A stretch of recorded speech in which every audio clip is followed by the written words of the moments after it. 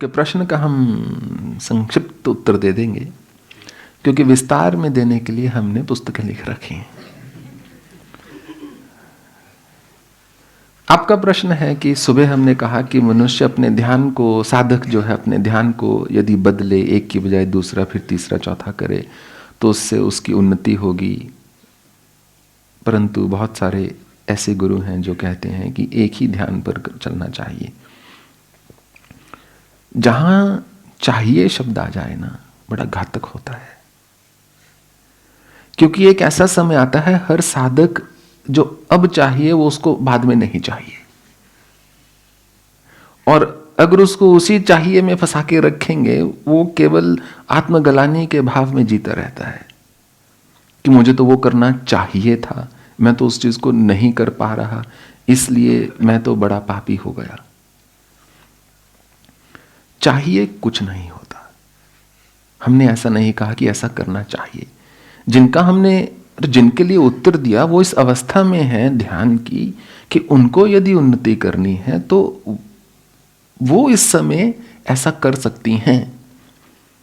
हमने ये सबके लिए नहीं बोला कि आप एक काम कीजिए, ध्यान में बदल बदल के ध्यान कर लीजिए। कहीं ना कहीं एक जगह पांव जमाना जरूरी है, परंतु चल आप ध्यान पे ही रहे हो।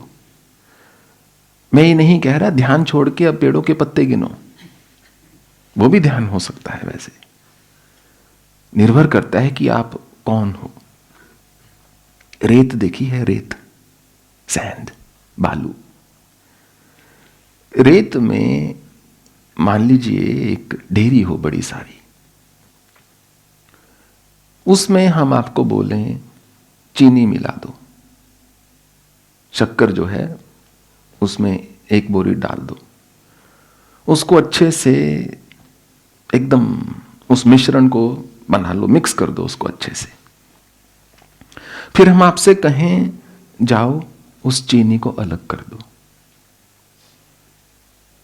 क्या कर सकते हैं? बहुत दुष्कर है, सरल तो नहीं है, शायद पूरा जीवन लग जाए। फिर भी गारंटी के साथ नहीं बोल सकते कि चीनी का एक एक दाना निकाल दिया। भारी भरकम किसी जीव को ले आओ, किसी बड़े बलशाली व्यक्ति को ले आओ, क्या वो कर सकता है? किसी बड़े शस्त्र ज्ञाता को ले आओ, किसी पराक्रमी को ले आओ, तलवार चलाना जानता हो, ढाल चलाना जानता हो, जो भी है, क्या वो कर सकता है? चींटी को छोड़ दो,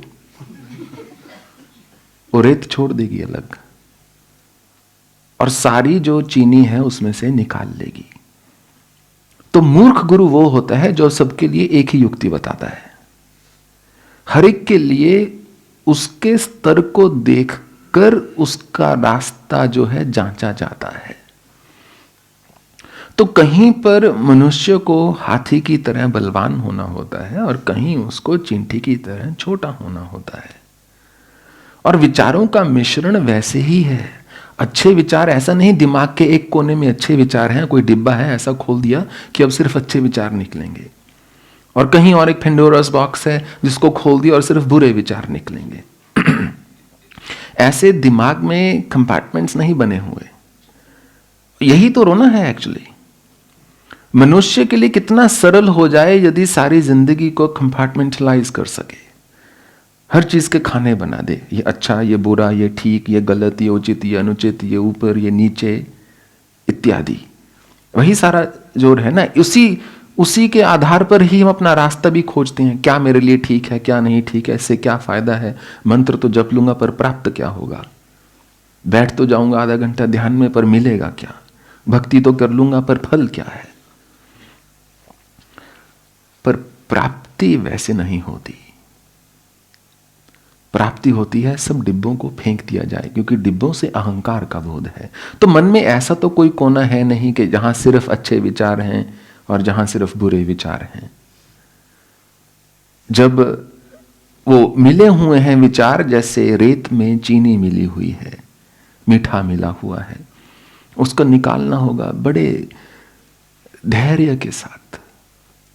एक एक दाने को अलग अलग करना होगा, क्योंकि चींटी एक समय पर एक दो दानों को ही अलग करेगी, उसके सामने 10 किलो जो है चीनी पड़ी है 100 किलो रेत में, पर वो ये नहीं कि सारा देखकर ऐसे शायद उसको हार्ट अटैक हो जाए, इतनी चीनी, वाह, या इतनी रेत कहां से निकालूंगी।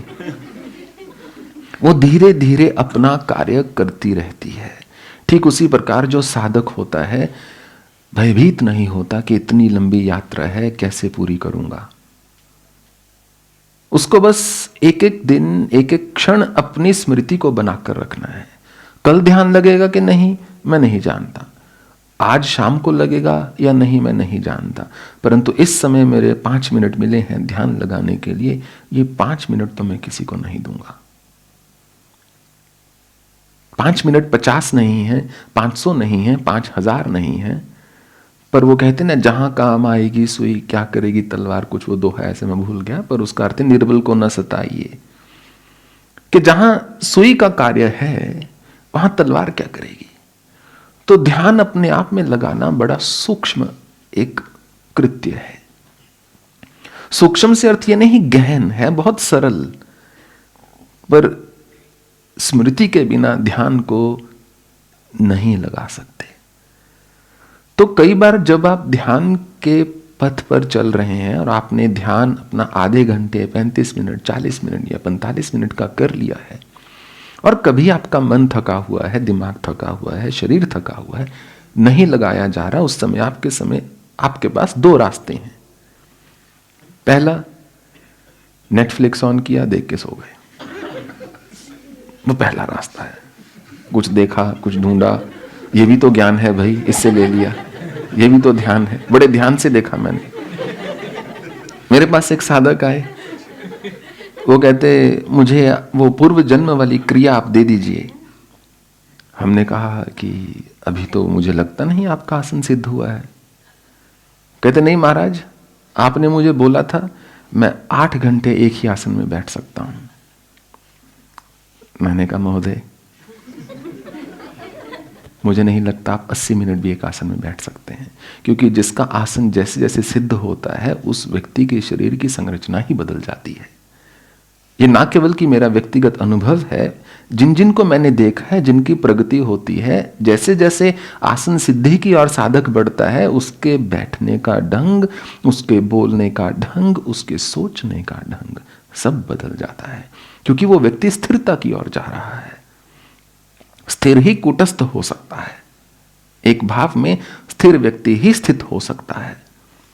तो हमने कहा मुझे नहीं लगता कि आपका जो आसन है वो 80 मिनट से अधिक है।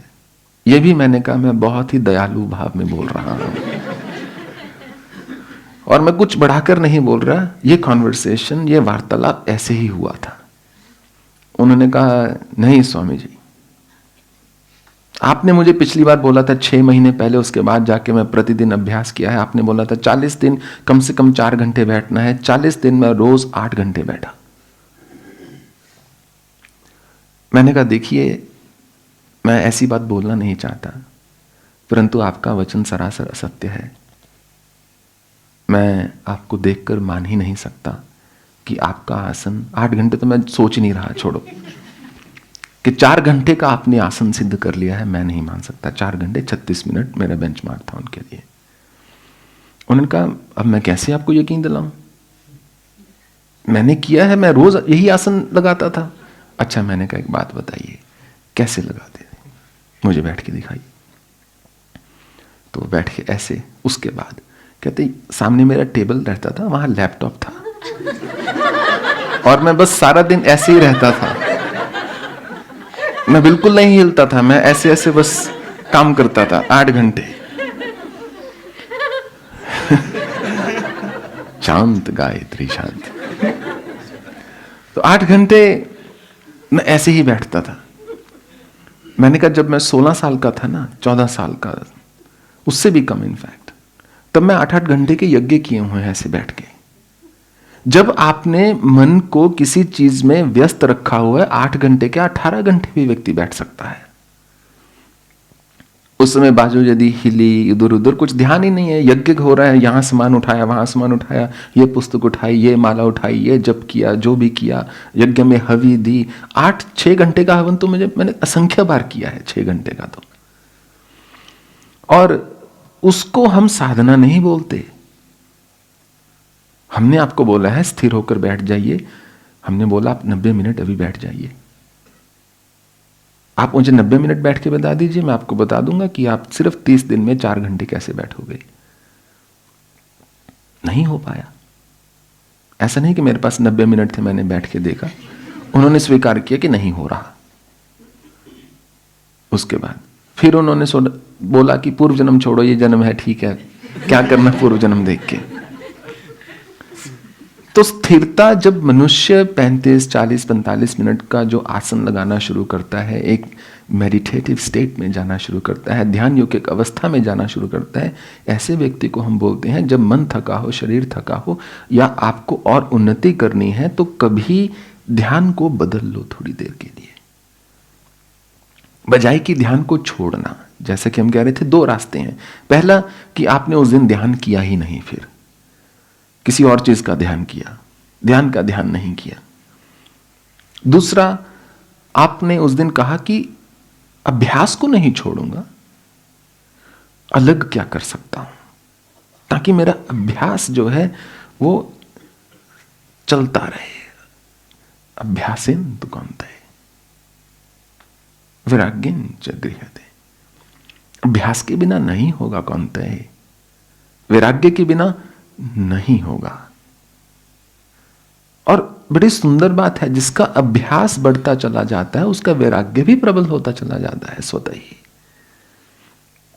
जिसका वैराग्य प्रबल होता है उसका अभ्यास भी श्रेष्ठ होता चला जाता है। तो इसलिए ध्यान का पथ तो ध्यान का ही है।